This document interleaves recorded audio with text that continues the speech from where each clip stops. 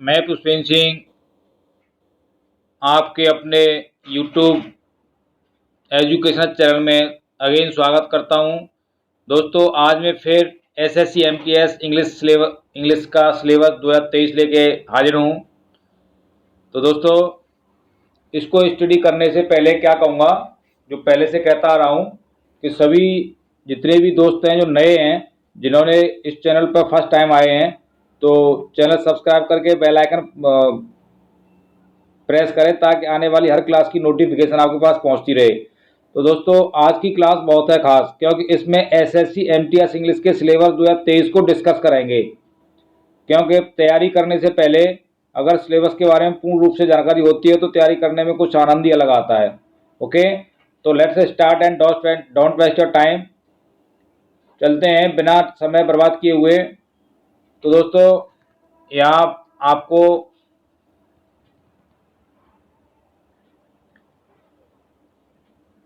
सबसे पहले हम लोग देखते हैं एसएससी की फुल फॉर्म क्या होती है। क्योंकि किसी भी विषय के सिलेबस को यदि हम लोग स्टडी कर रहे हैं तो पहले उस विषय के बारे में जानकारी होना बहुत ज़रूरी होता है।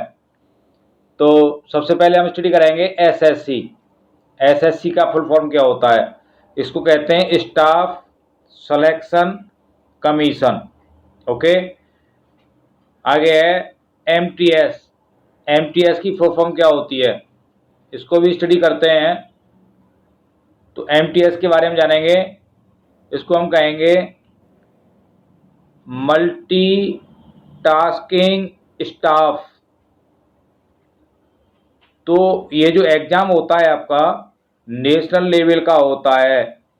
किस लेवल का होता है? नेशनल लेवल का होता है। ओके दोस्तों, तो नेक्स्ट चलते हैं।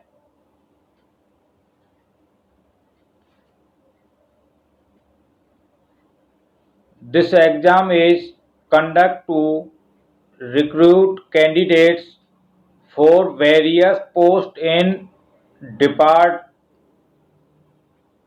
different government department and offices।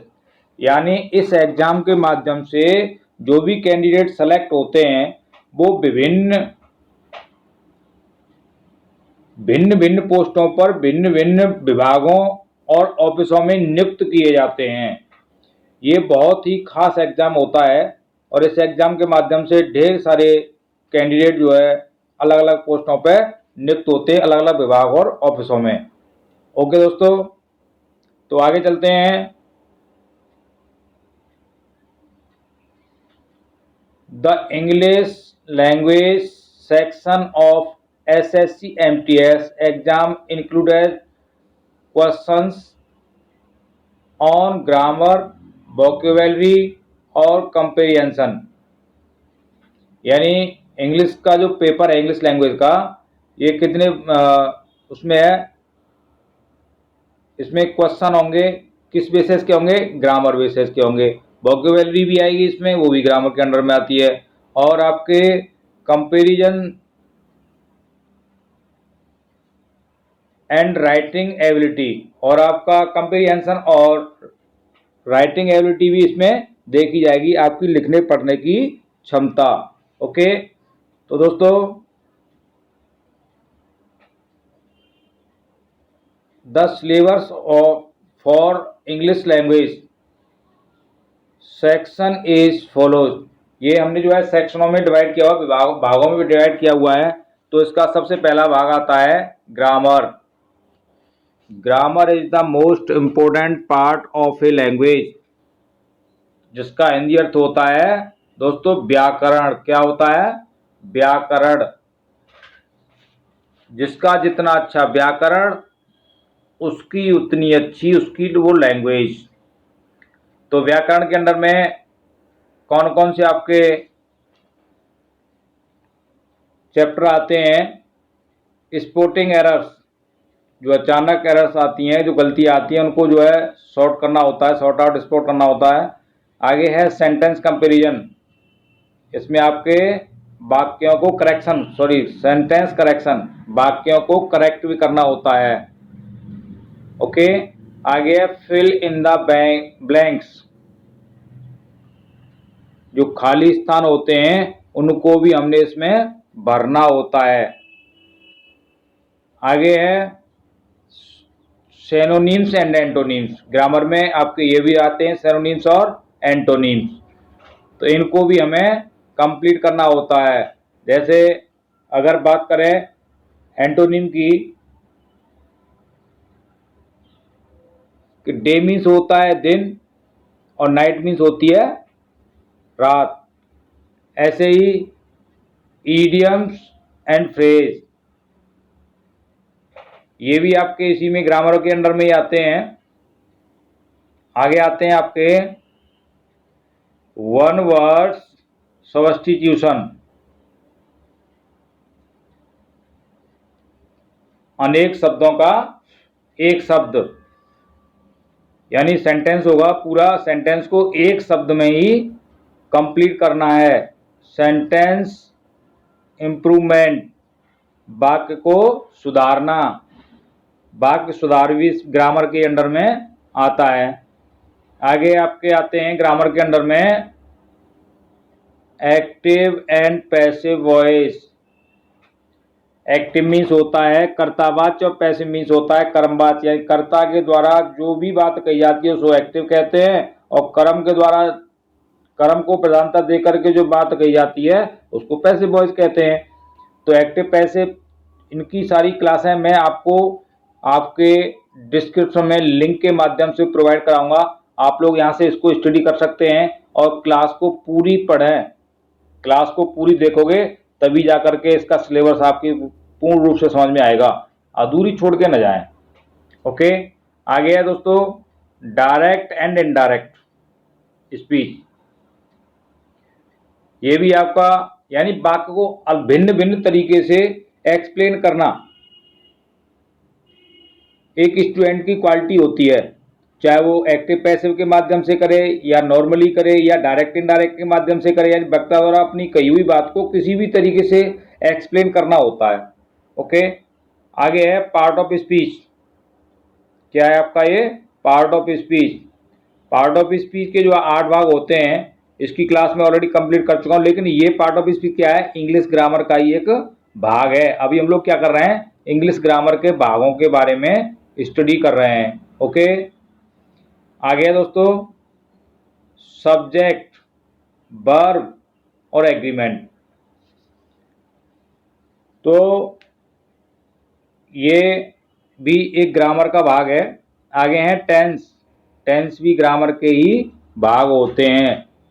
The tense of a verb which tell time of an action is called tense. इसकी एक डेफिनेशन होती है। तो टेंस भी आप लोग यहाँ से स्टडी करेंगे, लेकिन कर तभी पाएंगे जब आप बेल आइकन प्रेस करेंगे। बेल आइकन प्रेस करेंगे तो नोटिफिकेशन आपके पास पहुंचेगी, नोटिफिकेशन पहुंच जाएगी तो आप इसको स्टडी कर पाएंगे। ओके दोस्तों, आगे आर्टिकल। आर्टिकल भी ग्रामर का एक भाग है। आर्टिकल कौन कौन से होते हैं, ए, एन और दी। इसकी क्लास भी यहाँ कंप्लीट है। आप लोग जो है लिंक के माध्यम से इसको स्टडी करेंगे। So that get ready. Next है दोस्तों प्रीपोजिशन। प्रीपोजिशन की क्लास भी यहाँ कंप्लीट है और ये भी आपके ग्रामर का एक भाग है। यानी वे शब्द जो वाक्य में आकर के नाउन या प्रोनाउन से उनके संबंध व्यक्त करते हैं उन्हें क्या कहते हैं, प्रीपोजिशन कहते हैं। और प्रीपोजिशन को मैंने with meaning explain in a sentence, बड़ी गजब की क्लास दी है, 100% समझ में आएगी। तो आप लोग इसको यहाँ से स्टडी करें। आगे दोस्तों कंजक्शन। कंजक्शन भी क्या है, हमारा ग्रामर का ही एक भाग है। आगे आपका डिग्री ऑफ कंपैरिजन। दोस्तों डिग्री भी ग्रामर का ही भाग है। कंपैरेटिव डिग्री 3 प्रकार की होती हैं। एक तो नॉर्मल वर्ड होता है, दूसरा कंपैरेटिव होती है, एक सुपरलेटिव होती है। तो तीनों डिग्रियां 3 प्रकार की होती हैं। इसको भी आप लोग यहाँ से स्टडी कर पाएंगे, लेकिन बेल आइकन प्रेस करने के बाद, और बेल आइकन जब भी प्रेस कर पाएंगे तब आप इसको सब्सक्राइब कर पाएंगे। ओके दोस्तों, तो आपको फ्री में यहाँ से एसएससी एमटीएस का कंप्लीट कोर्स मिल जाएगा, आपको यहाँ कोई पैसा नहीं देना। ओके, तो ये थे हमारे क्या थे, ये हमारे ग्रामर के जो भाग थे वो यहाँ एक्सप्लेन किए गए हैं। इसके बाद ग्रामर का भी एक भाग है वोकैब्युलरी, वोकैब्युलरी जिसका हिंदी अर्थ है शब्दावली। जिसकी जितनी अच्छी शब्दावली उसकी उतनी अच्छी पकड़ किस पे होती है, इंग्लिश लैंग्वेज पे। ओके, तो इसमें शब्दावली में क्या क्या आएंगे, वो तो ग्रामर थी, यहाँ वोकैब्युलरी है। ओके, वोकैब्युलरी में क्या क्या आते हैं, सिनोनिम्स और एंटोनिम, जो वहाँ भी थे क्योंकि वो तो भाग थे उसके, किसके थे, ग्रामर के। अब ये वोकैब्युलरी के भाग हैं, सिनोनिम्स और एंटोनिम्स, ये यहाँ पे आएंगे। इसकी क्लास में ऑलरेडी यहाँ दे चुका हूँ। आगे है इडियम्स एंड फ्रेज, ये किसके भाग हैं, वोकैब्युलरी के। समझने की कोशिश करना कि वो तो मैंने ग्रामर को एक्सप्लेन किया था, ग्रामर में क्या कुछ आएगा, लेकिन यहाँ वोकैब्युलरी जब आती है तो इसमें कौन कौन से इसके पार्ट होते हैं, कौन कौन से भाग होते हैं, इसको मैं यहाँ पे एक्सप्लेन कर रहा हूँ। आगे वोकैब्युलरी में आता है वन वर्ड सब्स्टिट्यूशन, अनेक शब्दों का एक शब्द, ये भी हमारे वोकैब्युलरी का पार्ट है। स्पेलिंग करेक्शन, स्पेलिंग करेक्शन भी वोकैब्युलरी के अंडर में आती है और ये ग्रामर का भी भाग है। आगे है कंफ्यूजिंग वर्ड्स, कंफ्यूजिंग वर्ड भी आते हैं, वो किसके होते हैं, जैसे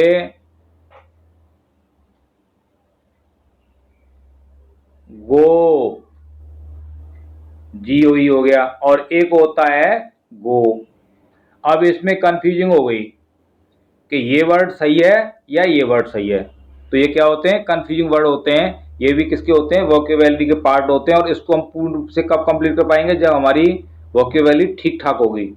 ओके, तो नेक्स्ट चलते हैं।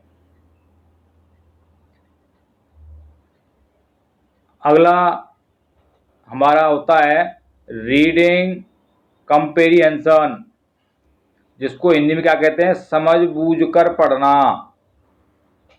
क्योंकि पढ़ाई तो मुख्य है। अगर किसी भी लैंग्वेज को जब हम पढ़ सकते हैं, लिख सकते हैं और उसको मीनिंग कर सकते हैं तो हमारी वो लैंग्वेज कंप्लीट हो जाती है। तो कंप्रीहेंशन ऑफ पैसेज, पैसेज को हम लोग स्टडी करेंगे और उसको आई हुए उसमें सेंटेंसेस को आंसर के रूप में कन्वर्ट करेंगे। ओके, ये किसका भाग है, रीडिंग कंप्रीहेंशन। आगे है दोस्तों सेकंड पॉइंट है इसमें antonyms synonyms of words maintain in the passage, passage में आए हुए एंटोनिम सिनोनिम और वर्ड होते हैं, उनको हमें क्या करना होता है, मेंटेन करना होता है। जिसमें कुछ वर्ड हाईलाइट होते हैं, कुछ अंडरलाइन होते हैं, तो उसमें पूछा जाता है कि इस वर्ड का मीन्स क्या होता है, तो ये भी आपके इसमें आता है। नेक्स्ट है दोस्तों फिल इन द ब्लैंक्स, खाली स्थान को भरना, ये इसके अंडर में आता है।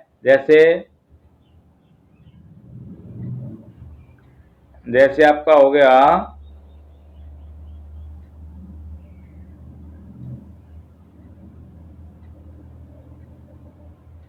यू, अब डॉट डॉट हो गया ईटिंग। अब यहाँ हमें ये खाली स्थान है, हमें क्या भरना है इसमें। अब यू हमारा क्या है, सब्जेक्ट है। सब्जेक्ट किसका है, सिंगुलर नंबर का है, प्लूरल नंबर का है। प्लूरल का है तो इसमें बहुवचन की कोई भी हेल्पिंग वर्ब या साइके यूज कर सकते हैं, इज भी कर सकते हैं, बाज भी कर सकते हैं, हैज भी कर सकते हैं, वो हैव भी कर सकते हैं। तो इस टाइप से ये फिल इन द ब्लैंक्स आएगा। कुछ कुछ स्पेलिंग भी होती हैं, उनमें भी ये आपके फिल इन द ब्लैंक्स आते हैं, तो आपको ये कंप्लीट करने हैं। यहाँ से आगे है क्लोज टेस्ट।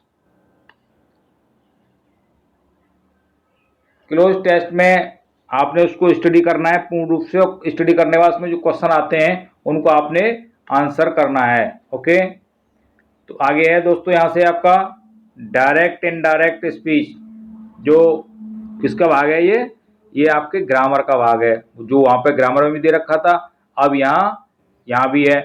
तो इसकी क्लास भी मैं आपको प्रोवाइड कराऊंगा, आप लोग वहाँ से इनको कंप्लीट कर सकते हैं। आगे है दोस्तों आपके एक्टिव और पैसिव वॉइस, ओके, इनको भी यहाँ से कंप्लीट कराऊंगा। इसके लिए क्या है, एक्टिव यानी कर्तावाच, क्या कहते हैं इसको, कर्तावाच, और पैसिव होता है कर्मवाच, ओके। तो ये आपको क्लास में प्रोवाइड कराऊंगा, पूर्ण रूप से आपको स्टडी कर पाएंगे, और जब स्टडी कर पाएंगे तो इसको कंप्लीट करने में आपको कोई दिक्कत नहीं आएगी, ओके दोस्तों। सेंटेंस करेक्शन, वाक्यों में करेक्शन करना।